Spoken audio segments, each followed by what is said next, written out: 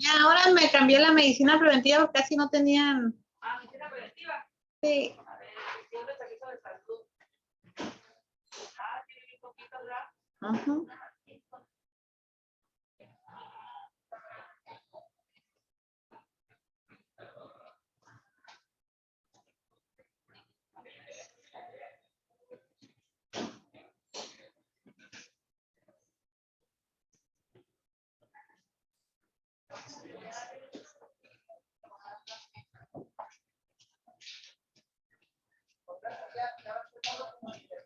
Muy buenos días. Vamos a dar inicio porque ya tenemos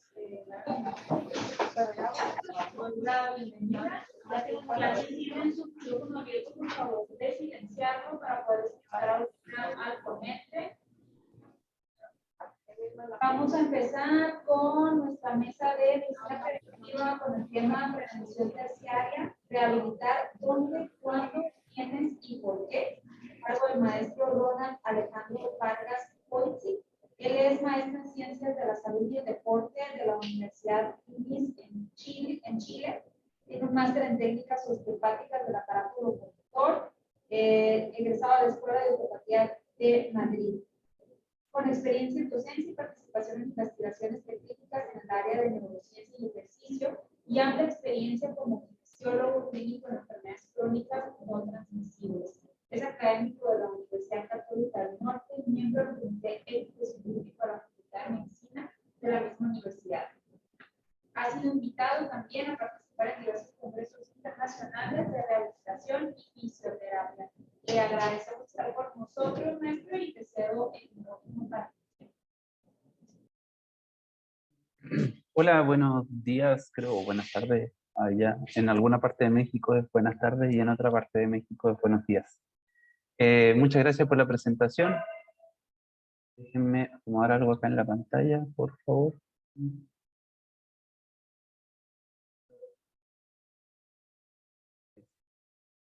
Un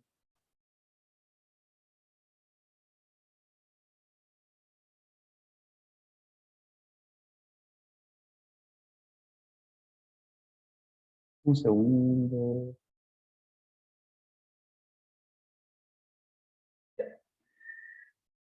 Bien, bueno, gracias por la presentación. Yo, bueno, voy a hablar un poco de la prevención terciaria y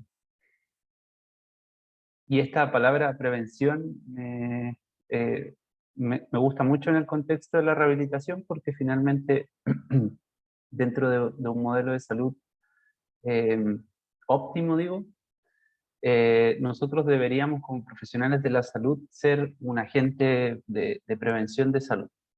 De hecho, recuerdo haber leído un libro de un filósofo, Osho, que hablaba sobre que en una estructura o en una cultura o en una sociedad, la función del médico, o en general del personal de salud, debería ser cuidar la salud, más no tratar la enfermedad. Entonces, dentro de este cuidado de la salud, la prevención es sumamente importante.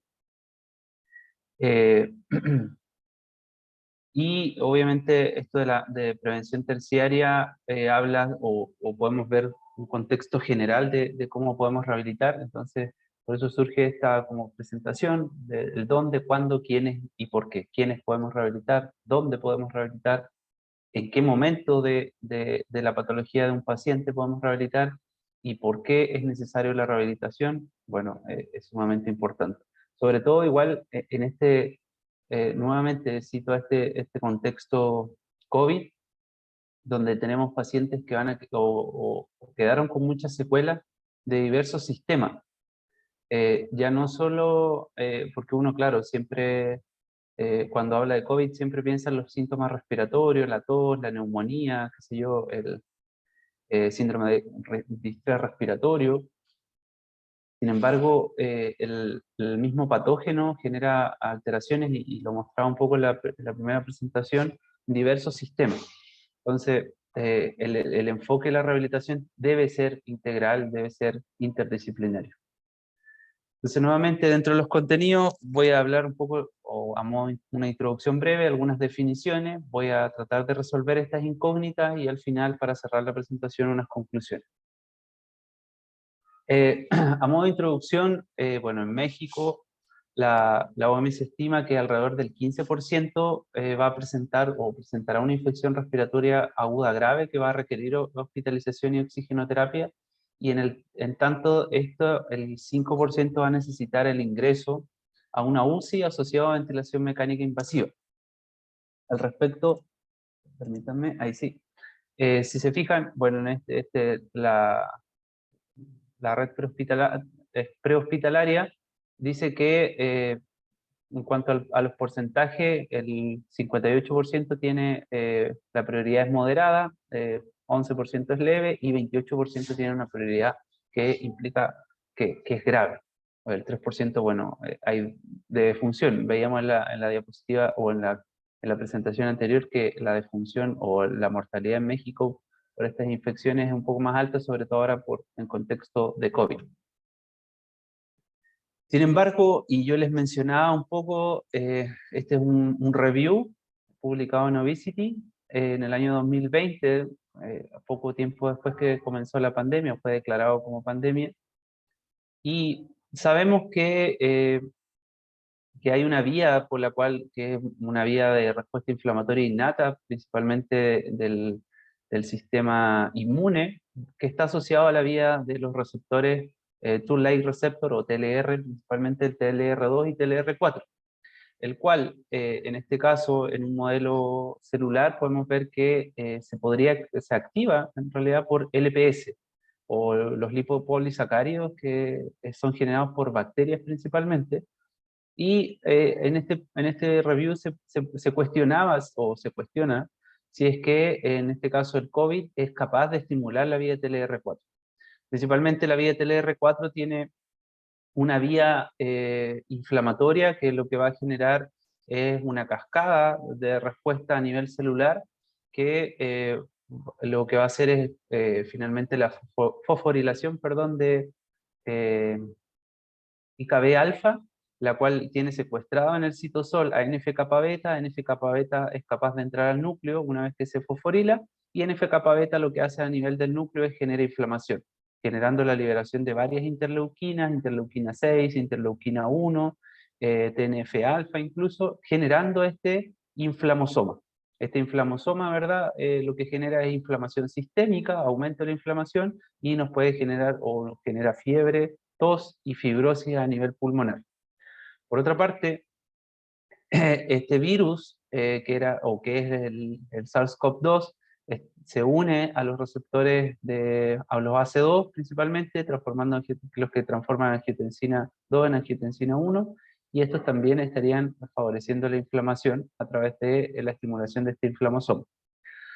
Pero el ejercicio o la rehabilitación, y aquí quiero que ojalá quede claro el concepto de prevención como este concepto de ejercicio, y cómo el ejercicio es un modelo bastante bueno para el tema de la prevención.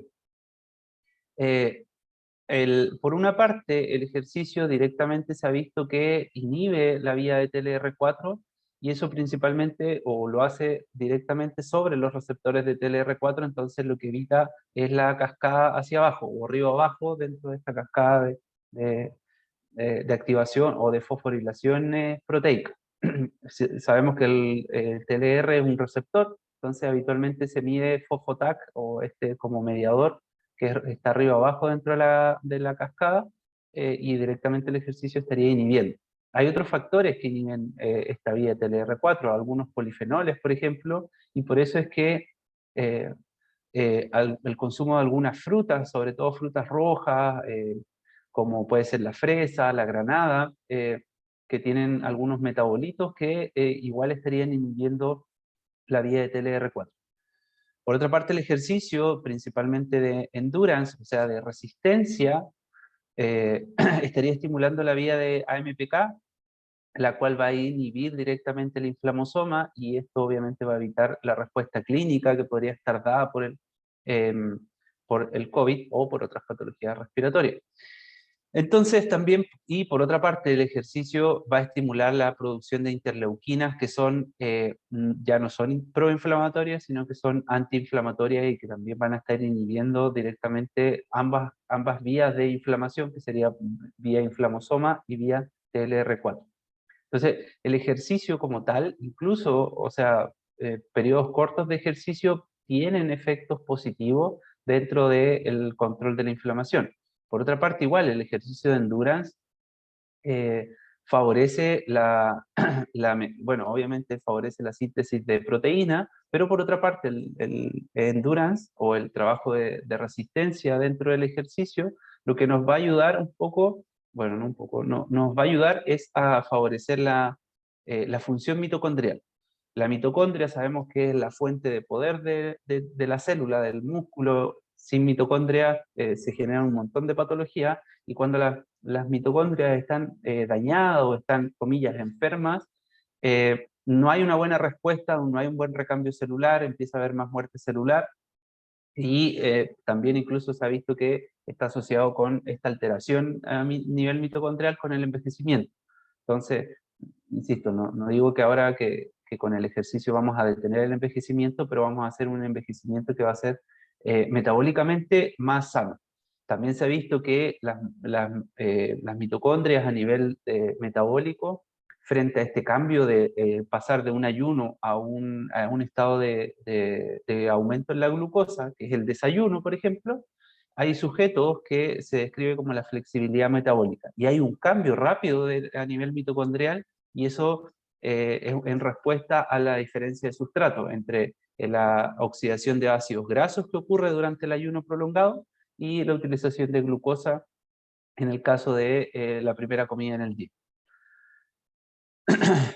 Entonces, como parte de las definiciones, vamos a tener que rehabilitar, es habilitar de nuevo, según la RAE, o restituir a alguien o algo a su estado antiguo. Por otra parte, la rehabilitación física, según la Organización Mundial de la Salud, es el conjunto de intervenciones encaminadas a optimizar el funcionamiento y reducir la discapacidad de personas con afecciones de salud en la interacción con su entorno.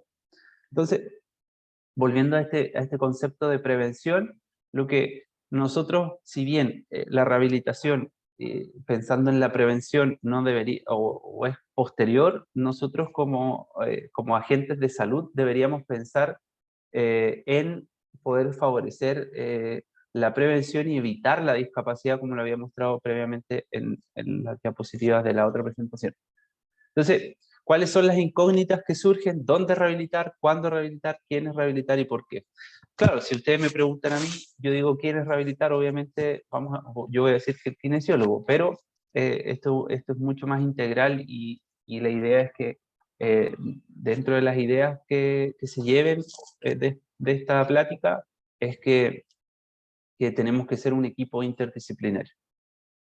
Entonces, ¿quién rehabilitar? Bueno, primero, y aquí pongo a un médico, a lo mejor la figura de un médico, pensando en que el médico es quien dirige este equipo, ¿ok? Eh, yo tengo la certeza de que obviamente dentro de la formación profesional de un médico tiene que tener la formación de líder, y ese líder tiene que tener la capacidad de delegar funciones. Entonces, el médico es quien debería estar a cargo de la rehabilitación, de la prevención también.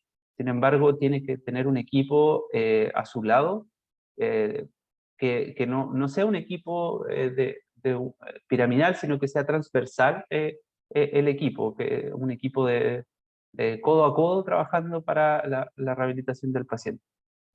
Entonces, ¿qué es lo que vamos a buscar primero? Es potenciar los resultados en materia de salud y funcionamiento. Principalmente vamos a buscar mejores resultados en la prevención de patologías. Vamos a buscar mejorar más rápido al paciente, ¿verdad? Evitar los reingresos, sobre todo, facilitar el alta temprana, reducir el riesgo de reingreso, principalmente en aquellos pacientes que son crónicos, metabólicos, crónicos respiratorios, evitar, por ejemplo, que ahora un paciente con EPOC tenga una recaída, evitar que un paciente con diabetes llegue a hospitalizarse, porque obviamente tenemos el riesgo del contagio por COVID y eso implica mayor riesgo de mortalidad en este paciente con diabetes. Entonces, a este paciente y sea cual sea la patología cardiometabólica, respiratoria, musculoesquelética, obviamente lo que tenemos que hacer es educar, y precisamente la charla, la plenaria anterior hablaba de la educación. Lo más importante yo creo que dentro de nuestro rol preventivo es la educación, que el paciente deje de ser paciente, y voy a inventar una palabra que sea acticiente, o sea, más que espere algo, que sea activo y sea responsable del cuidado de su salud. Y esa delegación de responsabilidades, nosotros como profesionales de la salud, tenemos que entregársela al paciente, dejarle claro que no porque él se tome solo la pastilla, no sé, una metformina para la diabetes, va a solucionar su problema, sino que tiene que hacer un cambio de hábito en salud, o un cambio de hábito nutricional, un cambio de hábito de vida, de horarios, de sueño, etcétera, porque todo eso va a afectar su estado de salud. Contar con una fuerza de trabajo de rehabilitación interdisciplinaria, ya les decía, el médico, creo que es el responsable, el capitán del equipo. Sin embargo, tenemos que estar los fisioterapeutas, tienen que estar las enfermeras o el equipo de enfermería, tiene que estar el equipo de psicología, tiene que haber un equipo de fonoaudiología o de logopedias, de terapeutas ocupacionales, trabajadores sociales, que vean el contexto social de este paciente, porque finalmente, bueno, hay varios trabajan en hospitales que son del ISSSTE o del IMSS, finalmente no todos tienen acceso a los mismos recursos, entonces no podemos tratar a todos nuestros pacientes iguales, tenemos que saber cuál es el contexto social, dónde vive, cada uno tiene sus dificultades en el lugar donde trabaja, algunos pacientes no llegan porque la locomoción es mala, otros porque no pueden salir de la casa, etcétera, ¿no? Y eso obviamente nosotros como profesionales de la salud que de repente estamos con el paciente, no llegamos a saberlo, pero alguien del equipo debe solucionarlo. Realizar las acciones de rehabilitación durante todo el COVID, importante, yo les decía en la plática anterior, incluso en aquellos que no estén enfermos de COVID, y esto debe integrarse en los planes nacionales de rehabilitación por emergencia, y esto debería ser algo que nosotros deberíamos pensar a largo plazo, debería estar instaurado, donde el paciente vaya a controles periódicos, donde hayan algo de rehabilitación constante, sobre todo en la tercera edad, cada vez vamos envejeciendo más como población, más patologías crónicas, tenemos pacientes polifarmacia, entonces tenemos que educar, enseñar y obviamente en ese proceso prevenir complicaciones de cada patología. Entonces ahora, el cuándo rehabilitar, vamos a ver el dónde, quiénes, por qué. ¿Por qué debemos rehabilitar? Lo más importante, bueno, las principales comorbilidades de estas personas que tuvieron COVID, en el 55% de los casos son hipertensión, enfermedad coronaria en el 32% de los casos, diabetes incluso en algunos pacientes, y otras complicaciones son enfermedades hepáticas, enfermedad pulmonar obstructiva crónica, insuficiencia renal crónica, enfermedades gastrointestinales en un porcentaje menor y enfermedades del sistema nervioso e inmunodeficiencia en un porcentaje bastante menor, pero sin embargo no deja de ser importante. Los objetivos de la rehabilitación, ¿por qué, quiénes y dónde? Bueno, primero es disminuir la incidencia y la severidad del síndrome de debilidad adquirida en la UPC, disminuir la incidencia de otros trastornos cognitivos, disminuir la incidencia e identificación precoz de trastornos de deglución y fonación. Entiendo que en México este trabajo, el de la deglución y fonación, lo hace muchas veces el fisioterapeuta por falta de profesionales que trabajen en esto. Digo, y por favor, al final, si alguien me quiere corregir, corríjame, pero entiendo que eso lo hace principalmente o el fisioterapeuta o el médico rehabilitador. Acá en Chile existe un profesional que se llama fonoaudiólogo, que él trabaja todo eso. Entonces nosotros como kinesiólogos trabajamos la parte física más general, por decirlo de alguna manera, y esta parte lo hace directamente el fonoaudiólogo, que también está a los pies de la cama del paciente en cualquier situación. También importancia de la rehabilitación, disminuir los días asociados a la ventilación invasiva, mejorar la función respiratoria y disminuir la incidencia de estrés postraumático.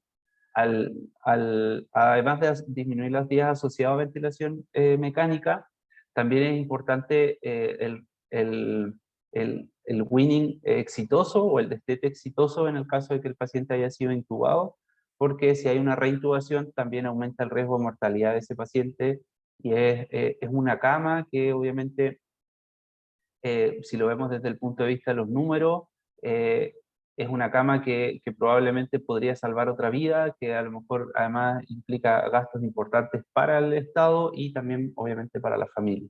Entonces tenemos que velar por todo eso, por nuestro paciente y obviamente por el trabajo que realizamos y por los otros pacientes que podrían estar utilizando ese espacio. También importante, bueno, el manejo de la ansiedad y la angustia, para eso también está el trabajo del psicólogo, el manejo del dolor, nosotros como fisioterapeutas, el médico, el psicólogo también, porque tener en cuenta que el dolor que se genera muchas veces ya no es algo físico solamente, sino que también es algo psicológico. El manejo de la comunicación, por ejemplo, es súper importante para el tema de salud mental, en personas que estén intubadas, prevención de eventos adversos, lesiones por presión, en las cavidades orales, perdón, caídas, autodecanulación, neuropatías por presión, edema, y ahí es lo que yo mencionaba antes, este demonio de Tasmania que es el fisioterapeuta, que es mover mucho al paciente. Aquí el equipo de enfermería es la que está todos los días, sobre todo cuando el paciente está hospitalizado, es el que está 24/7 con el paciente, entonces también la educación entre pares es importante. Yo como fisioterapeuta o como kinesiólogo en este caso, decirle al equipo de enfermería, oye, ¿sabes qué? Movámoslo así, ¿sabes qué? Tiene esto, X cosa, yo prefiero que lo dejemos así un rato porque eso le va a favorecer la ventilación en tal lado del pulmón, etc. Entonces, también este feedback, o que a lo mejor la enfermera me diga, oye, ¿sabes qué, Ronald? No lo queremos dejar así porque empezó a toser y qué sé yo, vomitó. Voy a poner un ejemplo. Ah, ya, ok. Entonces yo saber que lo que hice a lo mejor no fue lo correcto, pero porque yo no estoy todo el día con el paciente o cerca del paciente. Si así hay otro profesional que es parte también de este equipo y que obviamente necesitamos la confianza y el trabajo entre pares. La prevención de alteraciones pelviperenniales, principalmente, bueno, incontinencia urinaria, evitar la pérdida de masa corporal magra con ejercicio, y ahí de nuevo volvemos al ejercicio, y atenuar el impacto de la enfermedad del sistema sociofamiliar. También es importante porque no sabemos si este paciente es jefe o jefa de hogar, entonces es el sustento de esta familia, y probablemente se está viendo mermada por la hospitalización del paciente, ver cómo lo podemos ayudar a esta familia también. ¿Dónde podemos rehabilitar? Yo creo que este es un continuo, la rehabilitación.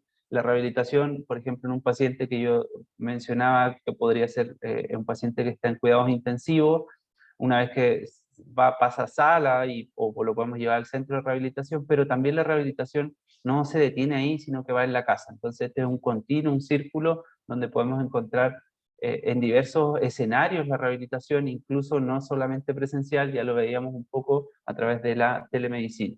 En los hospitales, claramente los servicios de medicina física y rehabilitación concebidos como servicios que son transversales. El jefe de servicio siempre, insisto, es el responsable. Aquí de repente igual los médicos son, el jefe de rehabilitación tiene que ir y decirle al jefe de UPC, oye, ¿sabes qué? Hay que mover a los pacientes, yo voy y los evalúo, te mando a un fisioterapeuta para que empecemos a trabajar desde temprano dentro del desarrollo de la patología, e incluso en etapa aguda y subaguda, a no ser que haya demasiada labilidad en el paciente, pero la mayoría de los pacientes se pueden mover, así que es raro que un paciente tenga, a no ser que tenga fracturas importantes, policontuso tal vez. Sin embargo, lo recomendable sería un poco la rehabilitación precoz, como mencionaba. En los centros de salud, acá en Chile se le llama APS o Atención Primaria en Salud. A este nivel se implementa a través de programas de rehabilitación integral compuestos por salas de rehabilitación de base comunitaria o RBC, o también se le llama CCR, Centro Comunitario de Rehabilitación, ¿okay? La sala de rehabilitación integral, donde se incorporan otros profesionales, bueno, en todo siempre hay profesionales multidisciplinarios, y acá en Chile también hay equipos rurales de rehabilitación, sobre todo en zonas más extremas, al sur de Chile, en el norte, donde se hace una ronda 1 o 2 veces a la semana a ciertos lugares donde obviamente no hay un equipo integral de salud. Sé que en México también existen equipos o situaciones bastante similares, por la experiencia que viví o que alcancé a conocer, y de nuevo, con todo gusto escucho si es que me equivoco, pero entiendo que dentro de los centros de salud primaria o estos centros de salud, de salud pública, no está tan integrado este proceso de la rehabilitación, sino que es más como médico asistencial, en el sentido de que se trata la patología, se le entrega los medicamentos, no así en los hospitales donde realmente está. Y sé también que existen ¿cómo se llama? El DIF tiene sus centros de rehabilitación, el Teletón tiene su centro de rehabilitación, pero como que solo para la rehabilitación física, como que no está tan integrado, y eso creo que pudiese ser algo como más, o sería muy beneficioso para los pacientes si es que se pudiese integrar la rehabilitación en todos los estratos de salud. Las salas de rehabilitación basada en la comunidad están formadas por una dupla de, en este caso, kinesiólogo y terapeuta ocupacional, desarrollan un trabajo coordinado con otros programas y profesionales del establecimiento de manera a asegurar atención integral, derivaciones oportunas y pertinentes. Entonces yo como fisioterapeuta detecto que tengo un paciente que tiene, no sé, por ejemplo, voy a decir algo, se mareó, le tomé la presión, le tomé la glicemia, lo derivo rápidamente al médico, estoy en contacto con el nutricionista si es un paciente diabético, y en comunas con mayor dispersión poblacional, estos servicios son provistos a través de equipos rurales que trabajan con las postas de salud rural, donde en la posta de salud rural no existe un médico, sino que existe un técnico en enfermería a cargo de la posta de salud rural, donde atiende principalmente emergencias, o en este caso ya sería como un técnico en urgencias médicas tal vez a cargo de este centro de salud, y en caso de ser necesario rápidamente traslada al paciente, o están las rondas habituales del equipo médico. ¿Quiénes debemos rehabilitar? Yo les decía, los médicos rehabilitadores, psicólogos, nutricionistas, profesionales de enfermería, los fonoaudiólogos, terapeutas del lenguaje y fisioterapeutas. Teniendo en cuenta de que esto es un círculo, y lo coloco todo entrelazado, porque finalmente, si bien como les decía, el médico es el capitán, todos cumplimos un rol diferente, y si ese rol no lo cumple alguno de estos profesionales, finalmente perdemos, por decirlo de alguna manera, el partido contra este rol de rehabilitación y prevención. ¿Cuándo podemos rehabilitar? Nosotros podemos rehabilitar desde que el paciente está en la UCI, en estadio agudo, en el caso del paciente COVID, y hasta el alta y a largo plazo. Entonces lo podemos hacer presencial o a distancia también, la rehabilitación de tipo ambulatoria, en la sala que no sea unidad de paciente crítico o UPC. De aquí se puede derivar directamente una rehabilitación integral en atención primaria, que de nuevo puede ser presencial a distancia o rehabilitación domiciliaria o comunitaria. Dentro de la sala, buscar la rehabilitación hospitalaria o domiciliaria, y también la rehabilitación ambulatoria, donde podemos de nuevamente hasta darle el alta, pero el alta con un seguimiento constante para obviamente prevenir cualquier otra patología. Factores de riesgo y prevalencia de las complicaciones, bueno, tenemos un montón en el caso asociadas principalmente, bueno, voy a nombrar un poco esto asociadas a ventilación mecánica, que es más transversal, pero si se fijan, hay alteraciones cognitivas, y esto no asociado solo al COVID, sino que solo al hecho de haber pasado en la UPC o en una unidad de cuidados intensivos, pero tenemos deficiencia respiratoria hasta 5 años, deficiencias cognitivas en el 73% hasta 6 años. Entonces es bastante los problemas que quedan en cuanto a la calidad de vida en el paciente hasta 6 años, si se fijan, y en promedio yo creo que serían como 3,5, 4, restando estos dos que están más asociados a la parte mental.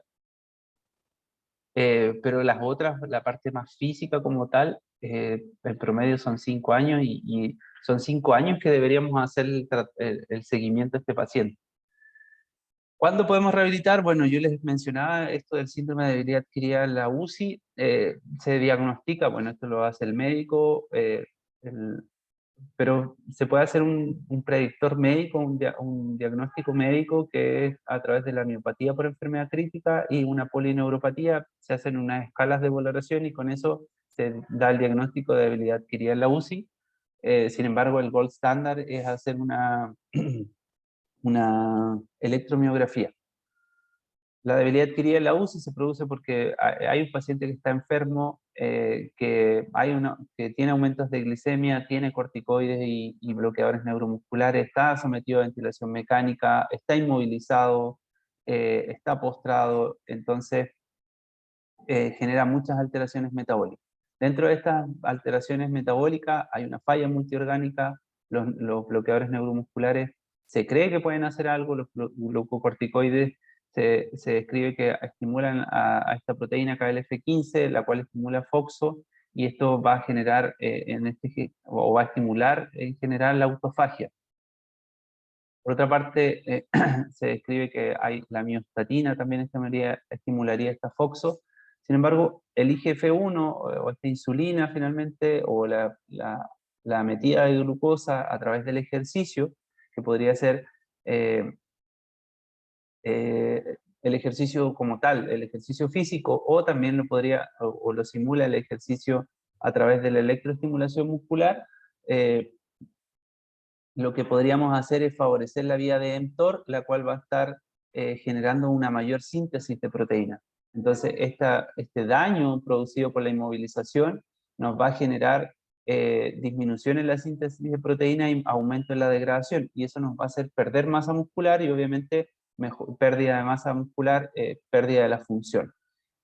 El músculo además es el principal, junto con el cerebro, es de los principales órganos que utiliza la glucosa como sustrato. Entonces, si yo no estimulo el músculo, si no estimulo el músculo, hay mayor cantidad de glucosa circulante en sangre, y eso obviamente comienza a generar resistencia a la insulina, resistencia a la insulina, y finalmente eso nos puede gatillar una diabetes a largo plazo.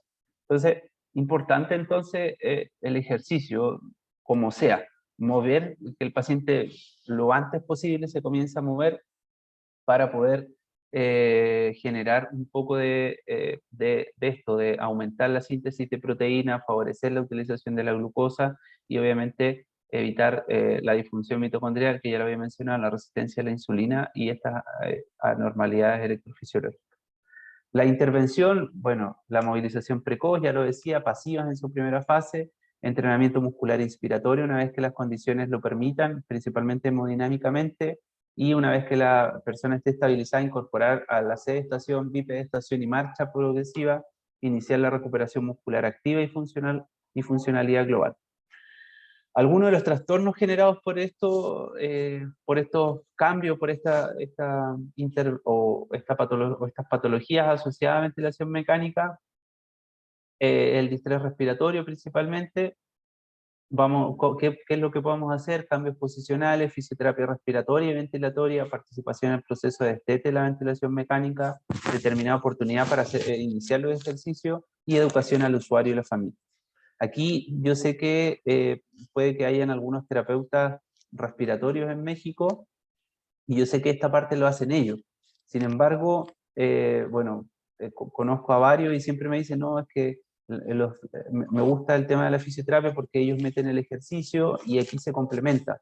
Acá en Chile no existe este profesional que es el terapeuta respiratorio o ventilatorio, sino que existe el kine, cumple ese rol. Entonces nosotros también estamos a cargo del ventilador mecánico, obviamente supervisado y visado por el médico. Y finalmente lo que vamos a hacer aquí, el manejo, y es siempre estar cerca del paciente a la hora del destete. El destete se programa, se coordina con el médico, y insisto, este es autorizado por el médico. Una vez que el kinesiólogo, después de valoraciones diarias que hacemos en la unidad de cuidados intensivos, le podemos decir al médico que el paciente está listo para el destete, que es seguro el destete, después de algunas pruebas, insisto, y podemos ver cómo el paciente responde bastante bien y obviamente evitamos la reintubación. Esto, el destete, habitualmente en las unidades de cuidados intensivos, claro, el kinesiólogo junto con el equipo de enfermería van viendo la evolución del paciente, se conversa con el médico y se toma la decisión de extubar o no al paciente. Y siempre el kinesiólogo en este caso se queda entre media hora, una hora con el paciente para ver la respuesta post-extubación. En las etapas posagudas hasta la alta de la rehabilitación, importante orientar las acciones en el ámbito del funcionamiento, recuperar la funcionalidad, entrenamiento de fuerza, potencia y resistencia muscular, recuperar esta capacidad aeróbica, mejorar los rangos de movimiento y flexibilidad, la coordinación, la destreza y velocidad, recuperación de las alteraciones de la deglución y mecánica de la tos, manejo de los trastornos comunicativos, trastornos fonatorios cognitivos, y el manejo de requerimientos nutricionales, teniendo en cuenta de que hubo una degradación de proteínas, necesitamos que este paciente empiece a favorecer la producción de proteína o la síntesis de proteína para generar mayor masa muscular, que no genere pic de glicemia. Entonces el nutricionista es súper importante en todo el proceso también de la rehabilitación. Uno muchas veces piensa, o bueno, por lo menos nosotros, o uno como profesional, o cuando uno lo están formando en pregrado, dice, bueno, los nutricionistas piensan que es algo como, estoy gordito, necesito ir al nutricionista o al nutriólogo. Sin embargo, es muy importante en diversas patologías, sobre todo cuando hay pérdida de masa muscular. Y el apoyo psicológico es totalmente importante. Entonces, el flujo de rehabilitación de este paciente que llega grave o está en estado crítico, bueno, si el paciente se hace una categorización de riesgo multidimensional, si el paciente dentro de esta categorización es leve, se va a la atención integral en APS, aquí hay un programa de dependencia severa, rehabilitación a distancia, domiciliaria o en esta de rehabilitación basada en la comunidad. Y si no, si es moderado severo, se deriva a nivel secundario, donde hay atención ambulatoria, que ya hay un espacio con más especialistas, rehabilitación domiciliaria y rehabilitación a distancia. Estos son los puntajes otorgados, se evalúa varias cosas: la función motora, la función respiratoria, deglutoria, salud mental, cognitiva, riesgo nutricional, dolor y actividades de la vida diaria. Y en base a eso se saca un puntaje y eso nos da el score de riesgo. Y ahí nos da la opción de cuál es la derivación. Esto es un esquema que lo saqué de unas guías ministeriales acá en Chile, pero la función motora son pruebas sencillas de coordinación, la función respiratoria un test de marcha 6 minutos, el sit-stand test, salud mental, por ejemplo, y función cognitiva son test o encuestas. En este caso cognitiva se hace la escala de Moca. El riesgo nutricional, bueno, eso ya lo hace el nutriólogo. El dolor se hace en algunas escalas y ABD también algunas escalas de valoración. Entonces, a modo de conclusión, en general los cambios demográficos y epidemiológicos de las últimas décadas, bueno, en general han generado una demanda creciente en los servicios de rehabilitación, principalmente porque nosotros, el ser humano, genéticamente no ha cambiado. Lo que ha cambiado es nuestros hábitos, y esos hábitos implican obviamente estar más tiempo sentado, menos actividad física, y tenemos que favorecer la actividad física de alguna manera. En este caso, la invitación, sobre todo allá tienen climas mucho más, bueno, de repente en verano entiendo que es más caluroso, pero siempre y cuando se pueda utilizar el medio de transporte, la marcha o la bicicleta, para mí es la mejor opción, porque finalmente somos un ser que genéticamente está hecho para moverse. De hecho, sin fin de estudios en animales muestran que el animal que ha sido sometido a dietas altas en grasa o ricas en grasa, después y con inmovilización, y después se les deja de dar de comer para que pasen una etapa de ayuno, y después se les pone frente a comida o ejercicio, y los animales prefieren hacer ejercicio antes que comer, porque algo, no sé, los llama a hacer ejercicio porque saben que finalmente eso regula ciertos procesos. Insisto, este algo es algo más primitivo tal vez, pero nosotros, por nuestra evolución a nivel cognitivo tal vez, hemos llegado al punto en que somos muy sedentarios, hacemos poca actividad física y obviamente el trabajo es demandante muchas veces, pero por lo menos caminar 10, 20 minutos al día es una buena señal. La rehabilitación comprende un conjunto de prestaciones para reducir la discapacidad y optimizar el funcionamiento con problemas de salud, y finalmente aquí nosotros tenemos que estar en todas partes, antes, durante y después. Y en todas las personas que tengan algunas alteraciones asociadas al envejecimiento, enfermedades no transmisibles o aquellas que han sufrido consecuencias de las lesiones también. El COVID también, bueno, como otra conclusión, ha desafiado toda la atención médica y ha demandado la reorganización de los servicios sanitarios. No acceder a servicios de rehabilitación o suspender los productos de la pandemia en personas que requieran de ella pone en riesgo la salud de las personas, incrementa la multimorbilidad, y obviamente después nos va a venir una segunda ola o una tercera, cuarta, quinta ola, no de COVID, sino que de pacientes obesos, pacientes diabéticos, pacientes hipertensos, obviamente, que van a tener bastantes más problemas.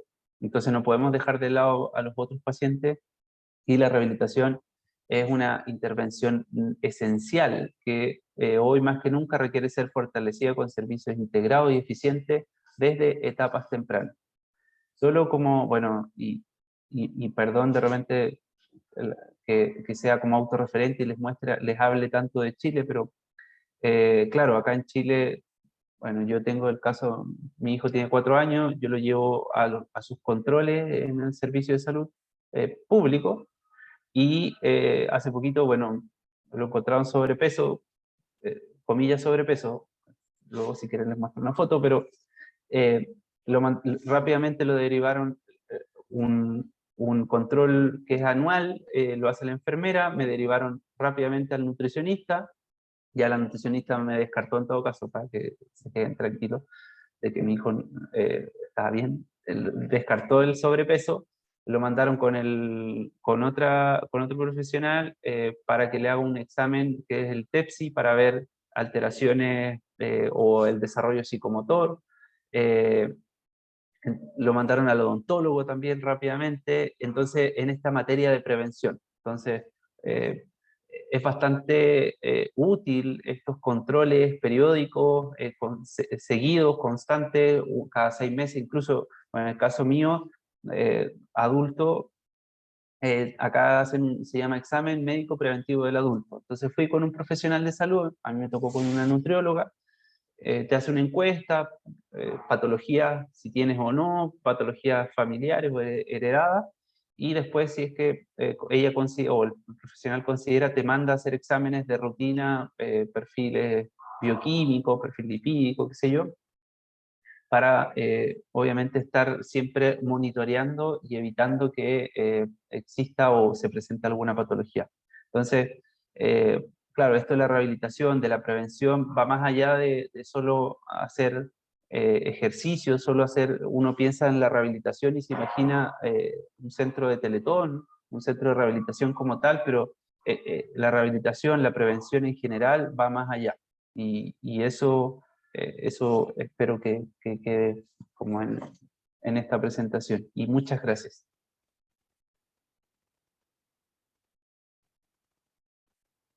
No sé si hay alguna pregunta, duda, comentario.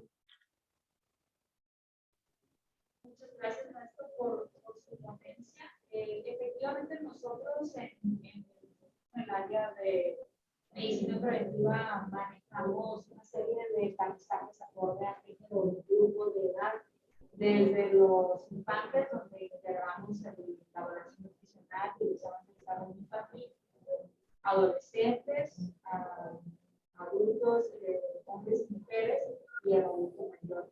Pero esto que menciona aquí, cómo lo engloban en su país, examen médico preventivo, tal vez ahorita usted mencionó pero nosotros pudiéramos registrar o ya dividirlo por grupo de edad, y con la herramienta que tenemos en nuestro sistema de tráfico, pues ahí puede ser fácil un control y una evaluación y seguimiento de estos pacientes, como igual de manera interdisciplinaria, como usted comenta.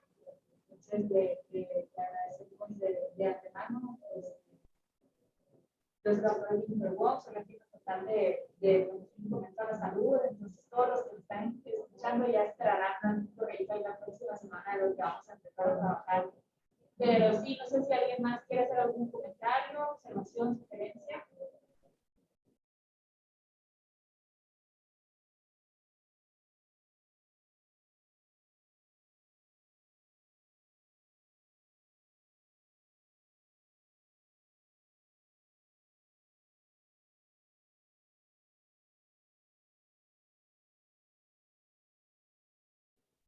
Bueno, siendo así, le agradecemos, maestro. Bueno, no sé si quisiera hacer algún otro comentario para cerrar. Bueno, nuevamente dar las gracias por la invitación y espero, bueno, igual dejo en el chat mi correo electrónico si alguien tiene algún comentario, necesite algo, ahí lo dejo en el chat. Y nada, gusto haber estado participado y espero poder seguir en contacto. Un abrazo a todos y nos vemos. Muchas gracias, maestro.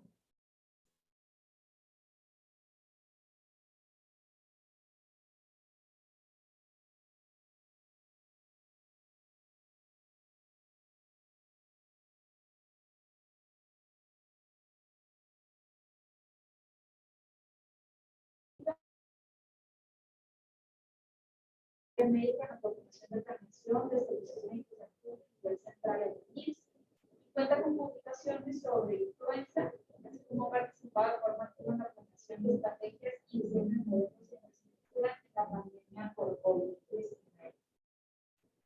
Para estar con nosotros, ya puede compartir pantalla para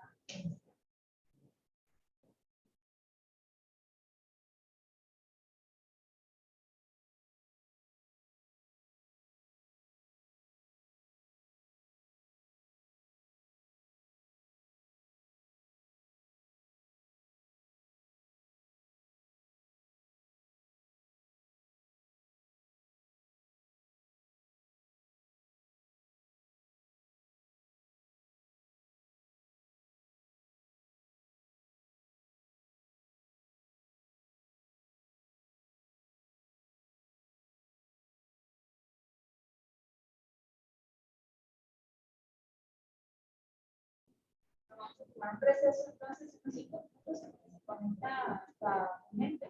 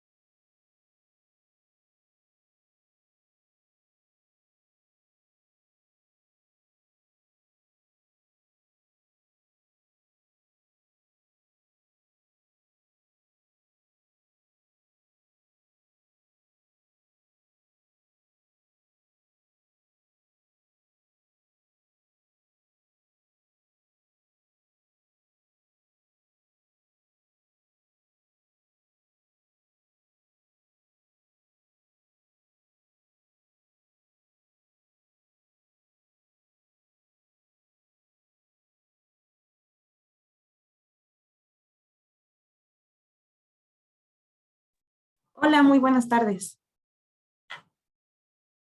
Hola, buenas tardes, doctora. Bienvenida Gracias. a la ponencia. Mira, nada más presentar un poco de su currículum.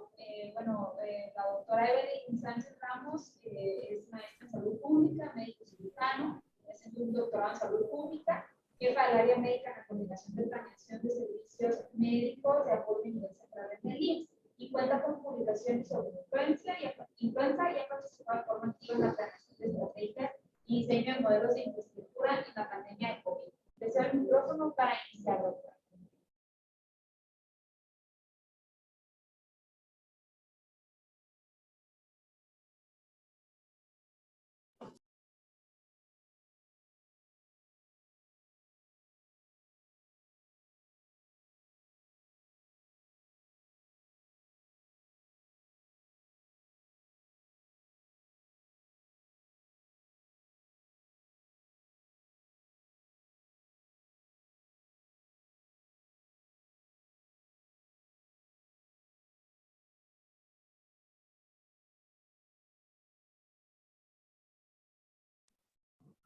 ¿Ahí logran ver mi pantalla completa?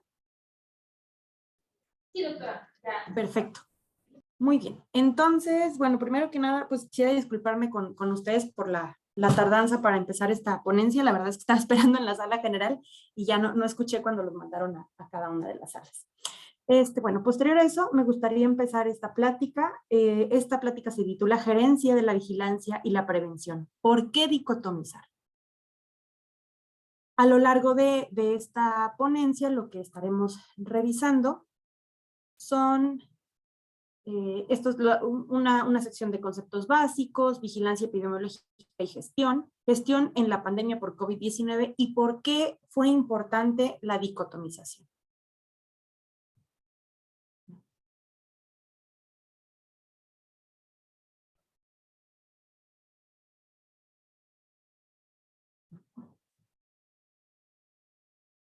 Ok. Y creo que empezaremos con esta, que es,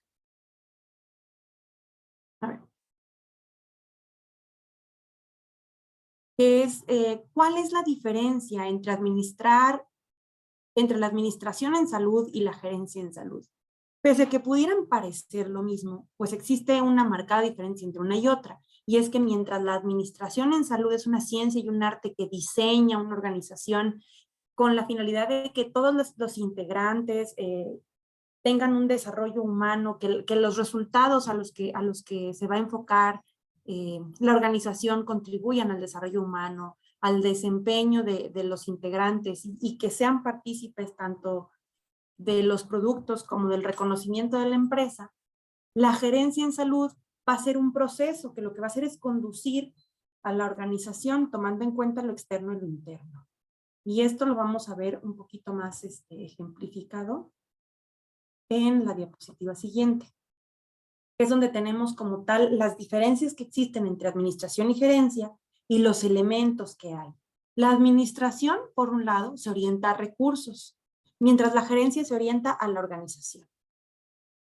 La administración tiene por objetivo organizar, mientras la gerencia tiene por objetivo conducirnos a una meta, a un objetivo. La administración pues tiene la corriente clásica de Fayol y la gerencia combina corrientes administrativas diversas para lograr conducir esta organización, en este caso organización en salud, para cumplir ciertos objetivos.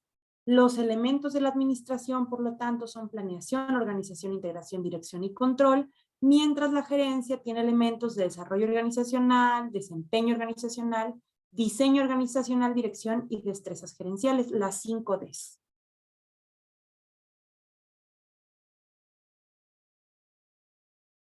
Ahora, cuando los observamos de una forma un poco más desglosada, observamos que la gerencia en salud tiene elementos que me van a apoyar a... No ven mi mouse, ¿verdad? A ver.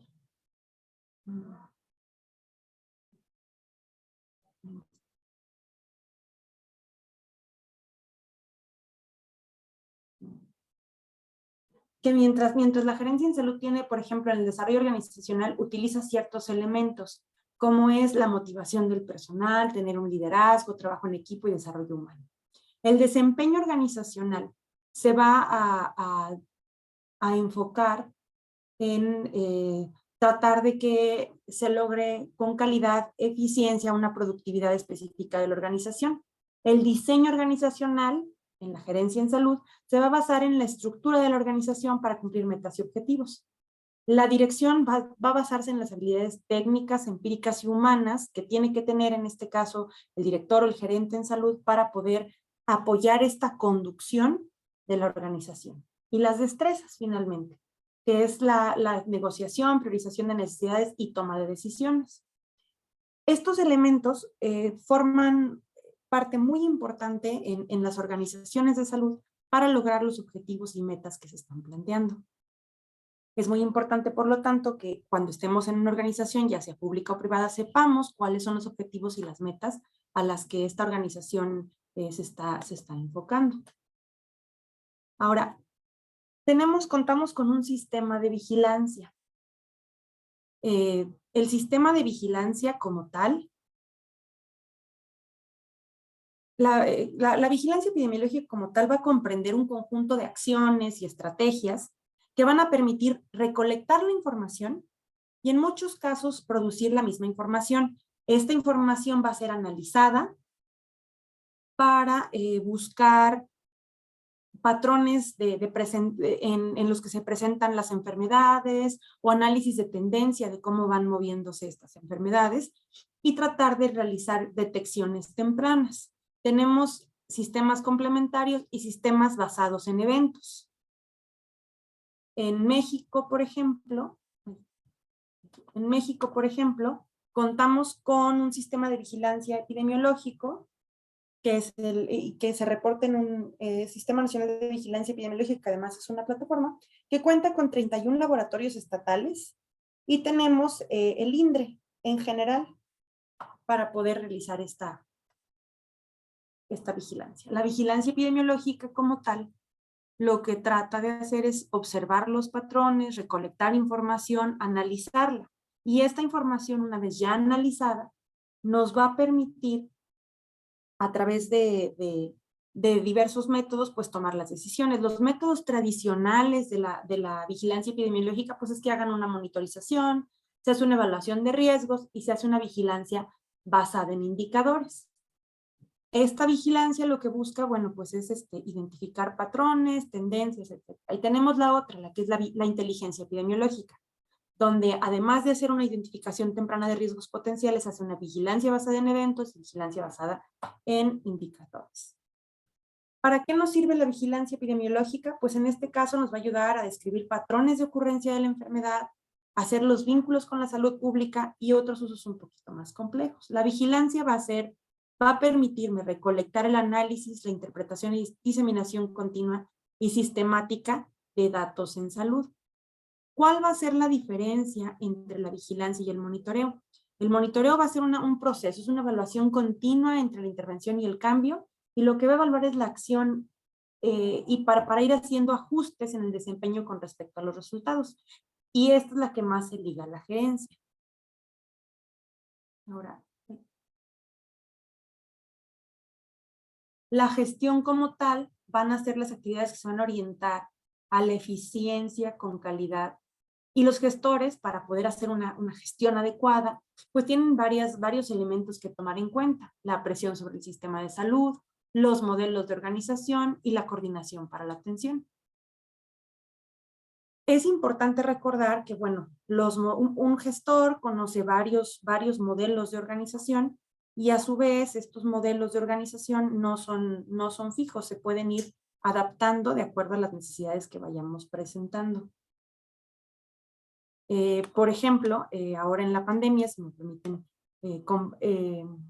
compartirles un poco la experiencia, pues en varias instituciones se tuvieron que migrar de modelos para poder atender a la población y sus necesidades, tanto por la pandemia como por las nuevas adaptaciones que se tuvieron que hacer para, a la par de atender pacientes que tenían diagnóstico de COVID, pues seguir atendiendo los pacientes que tienen enfermedades que no podían esperar o no podían reprogramarse, ¿no?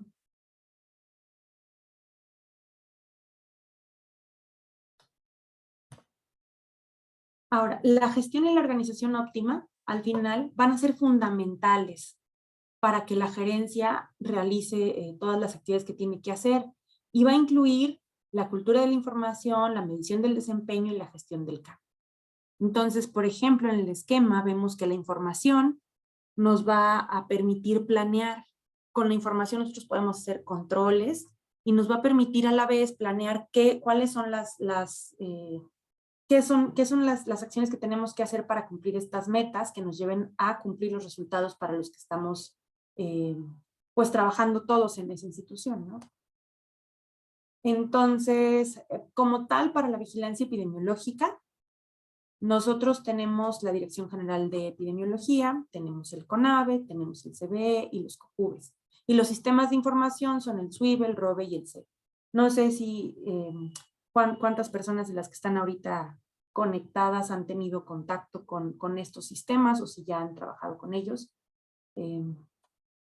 Bueno, entonces, ¿cómo vemos esta vigilancia epidemiológica y la gestión que hubo para, en el COVID, por ejemplo, ¿no? Entonces, nosotros tenemos varias pandemias, no solo las que están aquí marcadas. Tenemos la pandemia de 1918, que fue la de influenza española, tenemos la del 2003, que fue la del SARS, la pandémica del 2009, que fue la de H1N1, el MERS en 2012, y pues finalmente la de SARS-CoV-2 en 2019.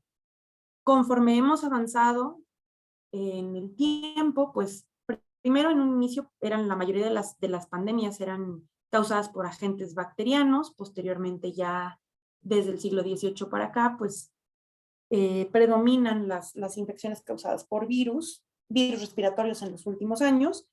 Y cabe destacar que, bueno, esta pandemia se caracterizó por ser la que más información tenía, la que más vigilancia y monitoreo tenía, ¿no? Y esto permitió tanto tomas de decisiones de forma más rápida como más informada, pese a no tener, como siempre, todas las características ni toda la información disponible. Bueno, sí tenía toda la información disponible, pero quizá en muchos de los puntos no era suficiente para todo. Sin embargo, bueno, aquí es donde se va a destacar la importancia de tener que estar tomando decisiones con la información que se cuenta al momento. ¿Qué pasó en México? Bueno, ¿qué pasó en general, no? El SARS-CoV-2 se identifica el 7 de enero del 2020. El primer caso de COVID en México, de forma oficial, ya está reportado el 27 de febrero. Y a lo largo de los próximos 2-3 días se detectaron los siguientes 4 casos. La primera defunción en México por COVID se dio el 18 de marzo. Y, bueno, ya de ahí empezaron las diferentes actividades y diferentes estrategias emprendidas por gobierno y por las diferentes instituciones para tratar de hacer estrategias de contención y de mitigación del daño causado por SARS-CoV-2. La fase 2 de la pandemia como tal empieza el 24 de marzo y las actividades no esenciales se suspenden el 26 de marzo del 2020. En este pequeño recorrido de tiempo, o sea, en la línea del tiempo que vemos, la mayoría ya lo experimentaron o les tocó vivir tanto si están trabajando como en el sistema público, en el privado, o si estaban todavía como estudiantes. Nos tocó diferentes actividades de las implementadas aquí en esta estrategia. Contar con información en tiempo y forma no es suficiente. O sea, tener la información y el análisis no son suficientes para poder, sino hay que migrar de tener esa información a poder transformar la información en estrategias y actividades que nos ayuden a mitigar el daño. Ante una pandemia es necesario contar con diferentes elementos, como es un sistema de vigilancia epidemiológico, un plan nacional antipandemias, una respuesta con oportunidad, una estrategia de comunicación y un sistema de salud integrado.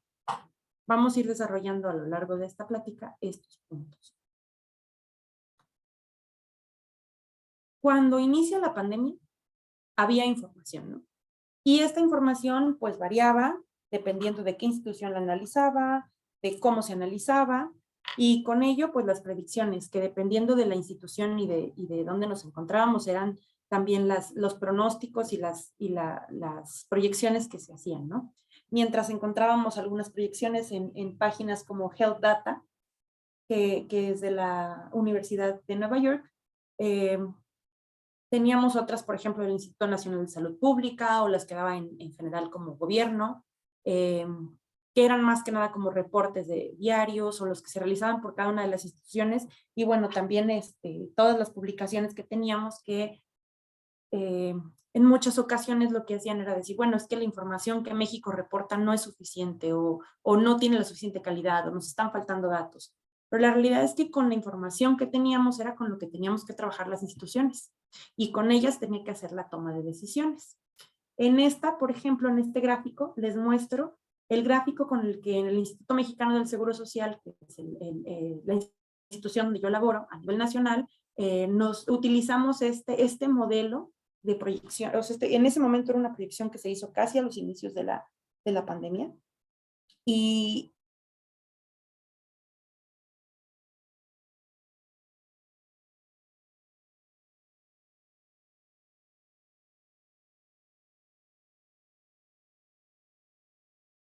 que íbamos a llevar a cabo.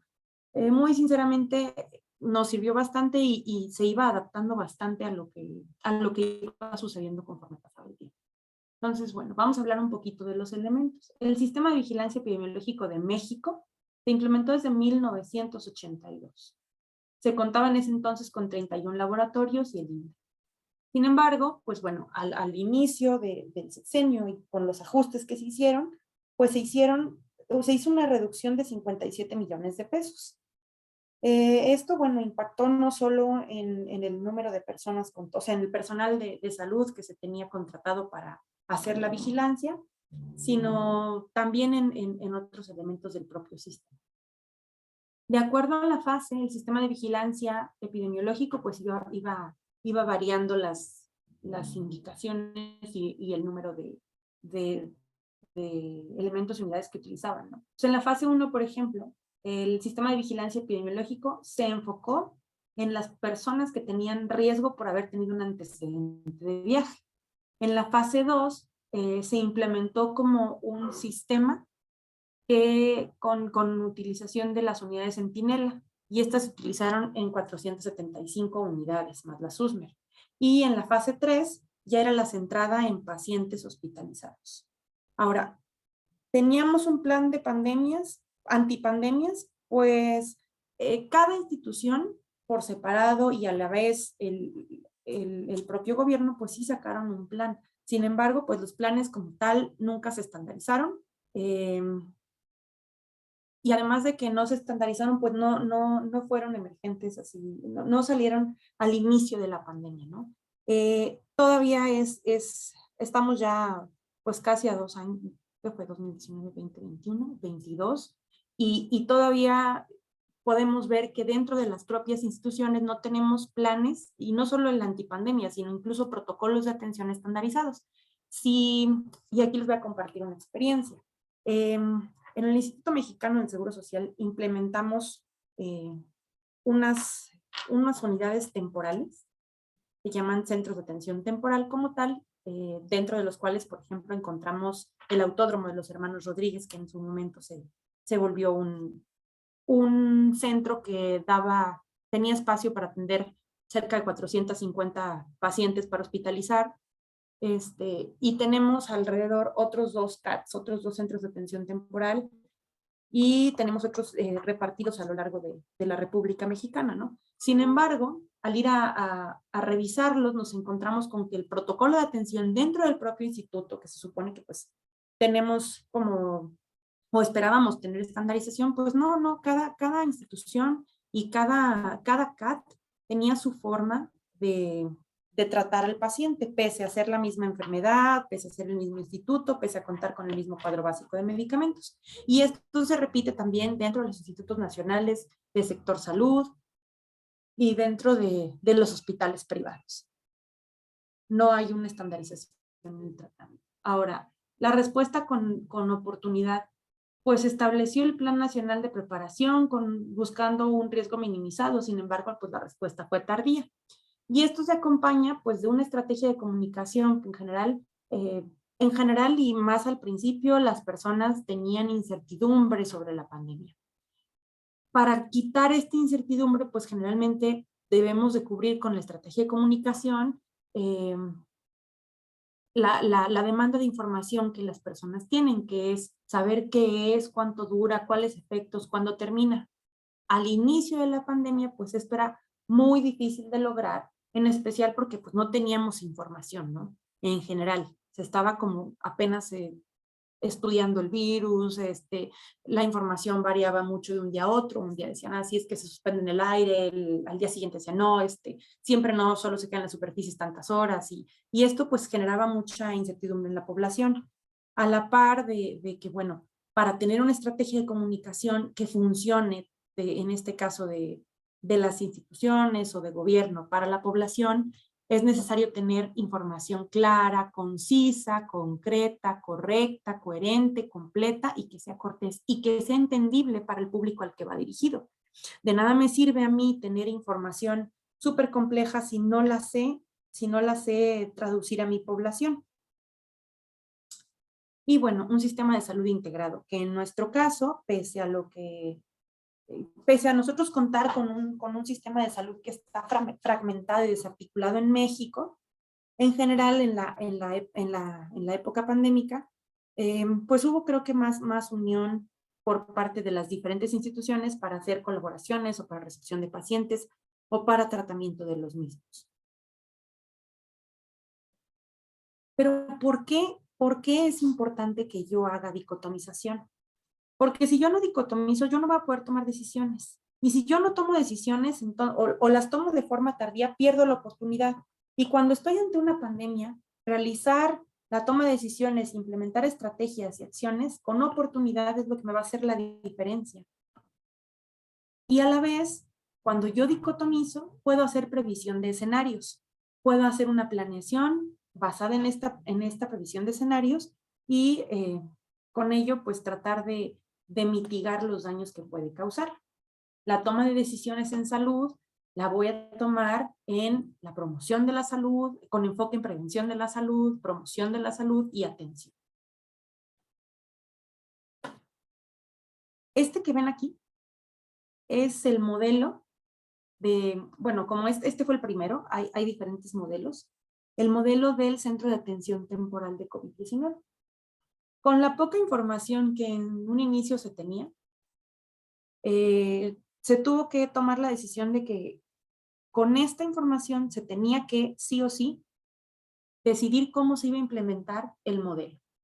En un inicio, pues la verdad es que este modelo nació literalmente en una sala de juntas, estaba el doctor Villa ahí sentados, para quien lo conocen ya saben cómo es bastante organizado en su cabeza. Entonces, empezamos a trabajar sobre el modelo con la poca información que había en ese momento en PubMed, que eran literalmente 3 páginas de PubMed que hablaban de COVID, y con eso se empezó a elaborar este modelo en un pintarrón donde se empezaron a poner cuáles eran las principales características del virus y cuáles eran las medidas de contención hasta entonces descritas, y con la experiencia de las pandemias previas, también de virus respiratorios, que pues, nos dejaban un poco de experiencia en cómo podíamos tratar de mitigar el contagio, tratar de contener el virus de los pacientes que se iban a hospitalizar, y se empieza a crear este modelo. Este modelo fue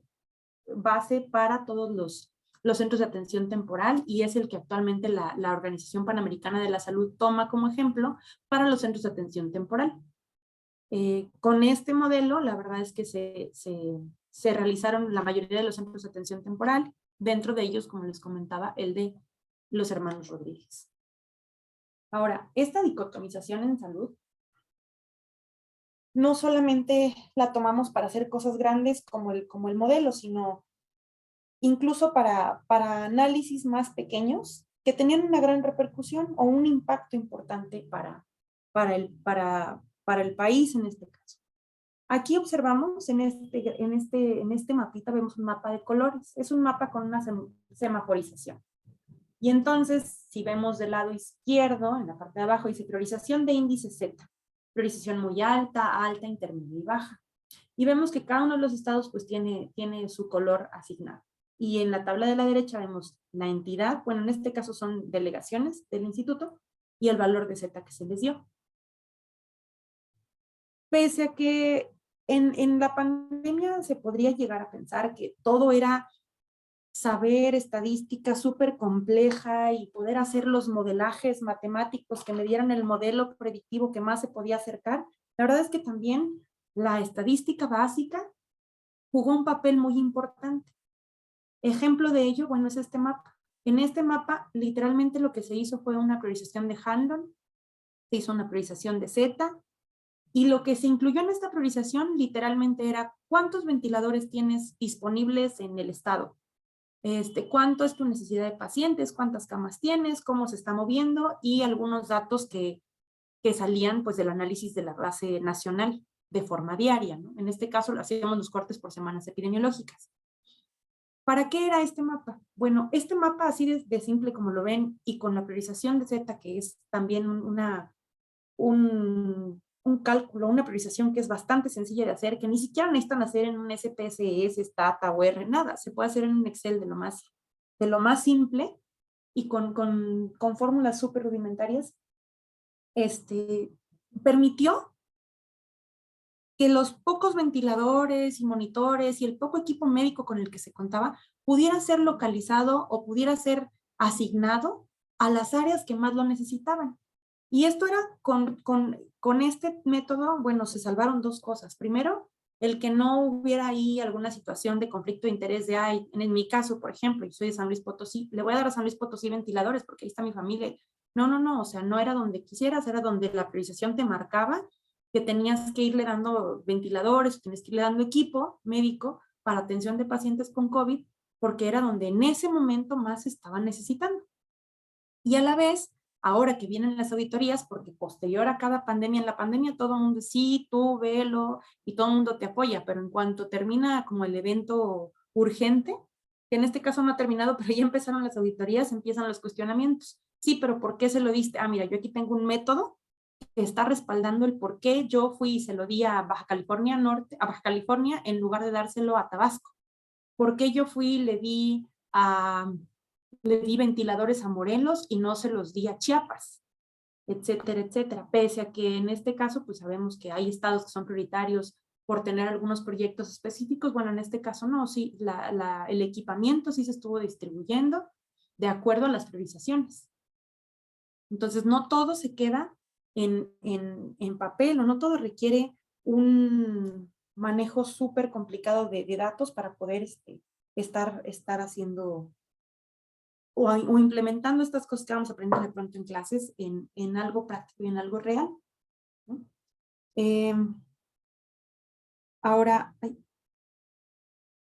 también es importante tomar en cuenta que el estar haciendo los análisis y la vigilancia, pues me permite ir previendo otro tipo de escenarios. Por ejemplo, cuando íbamos haciendo el seguimiento de los casos, se empezó ya a pensar, ok, ya tengo pacientes o personas que tienen diagnóstico de COVID que están egresando y que ahora tengo que migrar mi pensamiento a pensar, o sea, a una línea en la que tengo que empezar a planear cómo voy a hacer las rehabilitaciones, ¿no? ¿Por qué? Porque pues van a requerir rehabilitación pulmonar y no en todos los casos tenemos la infraestructura la infraestructura necesaria para dar ese tipo de terapias. Generalmente no son muy tomadas en cuenta. Y pues son situaciones que se tienen que ir previendo y planificando con tiempo, porque no es como que levanto una unidad en un día, tengo que preverla y tengo que prever el personal que le voy a poner y qué equipo médico le voy a poner. Entonces, contar con información, pero no solo contar con ella, sino utilizarla para la toma de decisiones, es fundamental, en especial en momentos que tenemos como de pandemia o de algunas emergencias, porque la oportunidad con la que nosotros resolvamos o tomemos en cuenta, la oportunidad que tengamos para planear y para atender, va a hacernos la diferencia entre que logremos un buen resultado o uno medianamente bueno. Las conclusiones, pues son que para poder realizar un monitoreo adecuado de la situación epidemiológica se requiere información de calidad. Y para tener esta información de calidad, híjole, es una de las situaciones más complejas porque Lo vemos, por ejemplo, ahora con la vacunación. Tenemos que saber para qué queremos la información, cómo queremos esta información y además concientizar al personal que la va a estar recolectando. Ejemplo, les ponía lo de las vacunas, ¿no? Si hoy hacemos un corte de la primera información que tenemos de vacunación, tenemos información que dice vacunado o no vacunado, ¿ok? La siguiente como sección de información que se recolectó ya decía qué tipo de vacuna y las últimas ya incluyen también los meses y si es refuerzo y si. Pero analizar esta información como un todo pues no es posible porque las variables que se integraron de cada una de las secciones o fases pues sí está diferente, ¿no? La vigilancia epidemiológica y el monitoreo son necesarios para la toma de decisiones informada. Y pues la planeación adecuada a corto y mediano plazo, así como el establecimiento de estrategias y acciones con oportunidad para el control, atención, promoción y prevención de daños en salud, va a derivar de que nosotros, además de tener la información, pues podamos tomar decisiones con base en ella. No sé si tengan algún comentario o alguna duda. La verdad es que estoy teniendo problemas con la pantalla, entonces no puedo ver el chat. Pero si gustan tomar el micrófono, no tengo problema.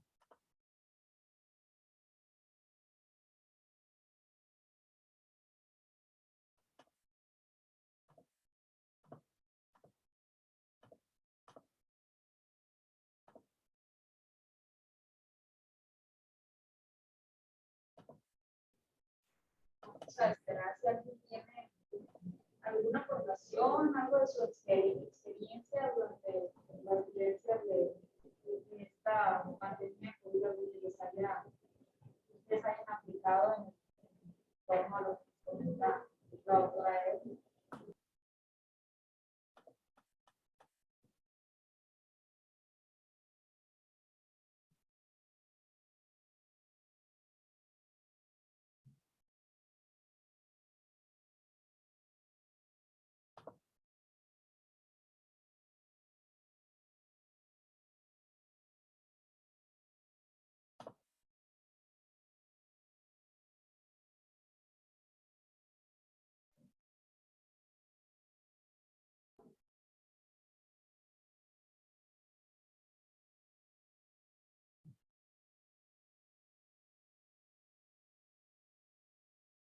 Ok, pues no sé si de no tener ninguna duda, entonces pues les agradezco el tiempo que estuvieran conectados ahorita conmigo y quienes estuvieron presenciales, pues presenciales. Y ante cualquier duda o comentario, les voy a dejar en el chat mi correo y mi celular para WhatsApp. Muchas gracias, señora, por su participación y toda la información brindada. De nuevo, en un comentario. Entonces, bueno, vamos a dar un momento a este niño que nos está compartiendo su correo y su número telefónico para cualquier duda poder acercarse.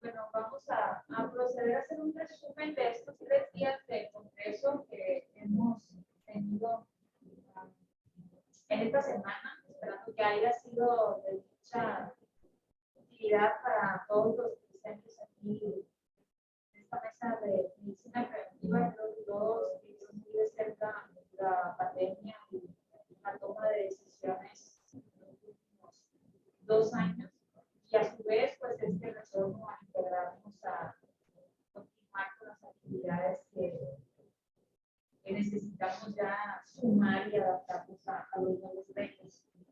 Haciendo un breve resumen, iniciando el día 1, pues vimos la revisión de lo que es la prevención, la atención a través de la educación para la salud, la capacitación educativa, cómo hacer más efectiva la participación social y la capacitación tanto al derechohabiente como al personal de salud, sin olvidar, bueno, que el objetivo va a ser, desde luego, que nuestros pacientes tengan más años de vida saludables.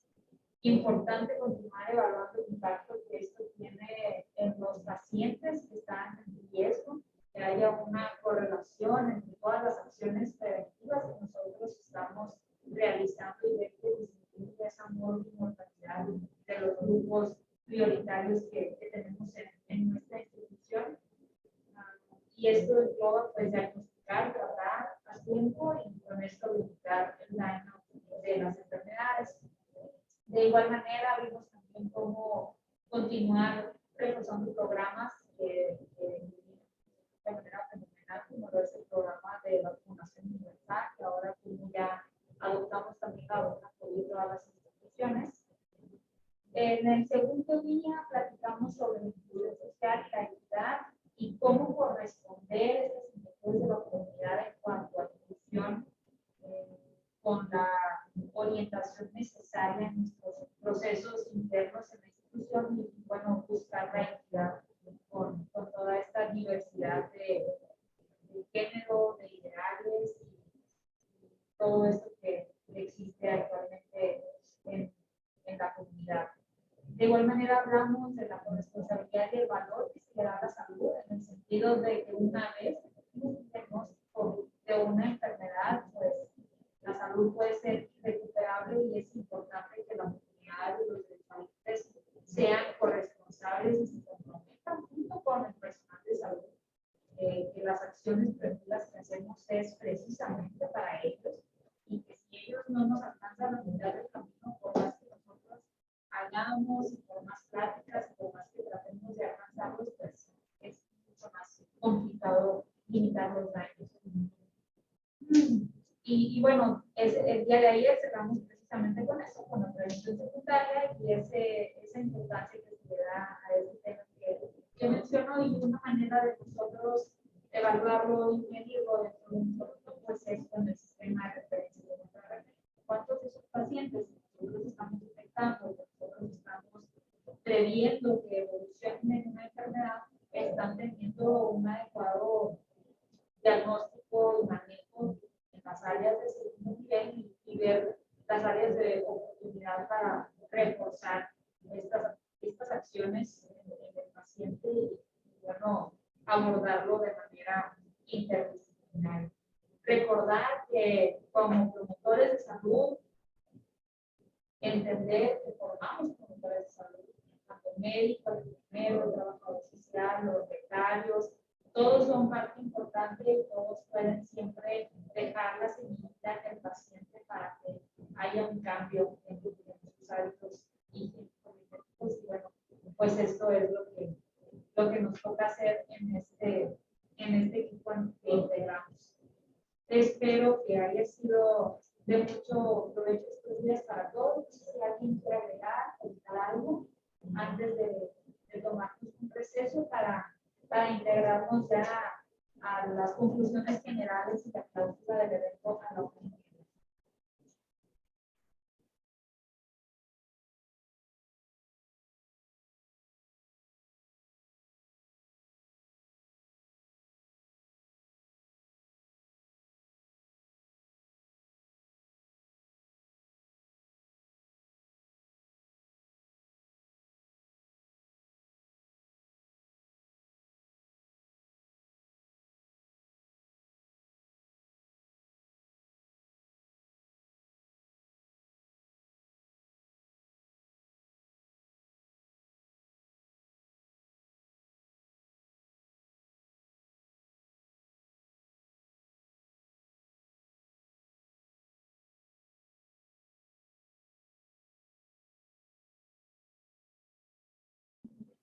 Bueno, de ser así, nos vemos entonces a la 1:30 en la sala general para las conclusiones generales y la clausura del evento.